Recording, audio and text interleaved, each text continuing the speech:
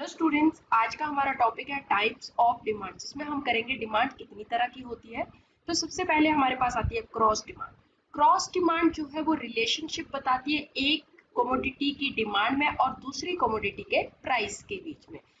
Cross demand में हमारी दो तरह की चीजें आती है। एक आती है सब्सटीट्यूट गुड्स, ये हमारे पास एक आती है सब्सटीट्यूट गुड्स। सब्सटीट्यूट गुड्स कौन से होते हैं? जहां पे एक पर्टिकुलर वांट को सेटिस्फाई करने के लिए हम दूसरी चीज को यूज कर सकते हैं।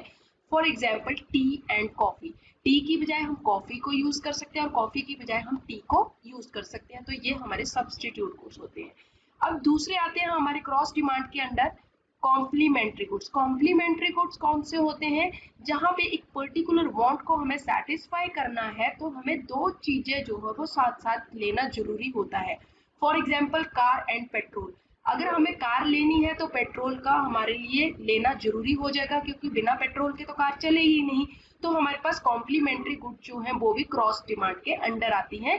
यहाँ पे एक चीज की डिमांड की जाती है और दूसरी चीज के प्राइसेस को देखा जाता है जो कि उस डिमांड को इफेक्ट करते हैं। नेक्स्ट आ जाती है हमारी क्रॉस डिमांड होगी। नेक्स्ट आ जाती है जॉइंट डिमांड। जॉइंट डिमांड हमारी वो डिमांड होती है जहां पे एक पर्टिकुलर वांट को सेटिस्फाई करना है तो उसके लिए हमें साइमल्टेनियसली बहुत सारी चीजों की जरूरत पड़ती है। फॉर एग्जाम्पल अगर हमने टी बनानी है तो टी बनाने के लिए हमें टी लीव्स भी चाहिए होंगे, हमें शुगर भी चाहिए, हमें मिल्क भी चाहिए। तो इन चीजों की जो डिमांड है, जो साइमल्टेनियसली हमने सारी चीजें डालनी है, फॉर एग्जांपल टी लीव्स डालने हैं, शुगर डालनी है, मिल्क डालनी है, तो इनकी जो डिमांड है यहाँ पे कौन सी डिमांड कहलाएगी? जॉइंट डिमांड कहलाएगी। नेक्स्ट डिमांड हमारी आ जाती है कॉम्पोजिट डिमांड। कॉम्पोजिट डिमांड का मतलब ये होता है कि हमारे पास एक चीज जो है उसके जब बहुत सारे यूज होते हैं तो उसको हम उसकी जो डिमांड होती है उसको कॉम्पोजिट डिमांड कहते हैं। फॉर एग्जाम्पल जो मिल्क है, मिल्क के बहुत सारे यूज है, बहुत सारी जगह पे हम उसको यूज कर सकते हैं। घर में चाय बनाने के लिए भी यूज कर सकते हैं, घर में हम पीने के लिए भी यूज कर सकते हैं। इसी तरह से हम मिल्क को एक जो है किसके लिए, मिठाई बनाने के लिए भी यूज कर सकते हैं। तो मिल्क के बहुत सारे यूज है, तो मिल्क की जो डिमांड होगी वो कौन सी डिमांड होगी? कॉम्पोजिट डिमांड होगी। इसी तरह से इलेक्ट्रिसिटी की भी जो डिमांड होगी वो कॉम्पोजिट डिमांड होगी, क्योंकि इलेक्ट्रिसिटी को भी बहुत सारी जगह पे यूज किया जा सकता है। नेक्स्ट हमारी आती है डिराइव डिमांड। डिराइव डिमांड कौन सी होती है? जहां पे एक चीज की डिमांड जो है डिपेंड करती है दूसरी चीज की डिमांड के ऊपर। फॉर एग्जाम्पल एक प्रोड्यूसर ने कोई चीज प्रोड्यूस करनी है तो जो उसके जो लेबर की डिमांड करेगा तो लेबर की डिमांड उस प्रोड्यूसर के लिए कौन सी होगी? डिराइव डिमांड होगी। अगर हमने क्लोथ्स बनाने हैं तो क्लोथ किससे बनेंगे?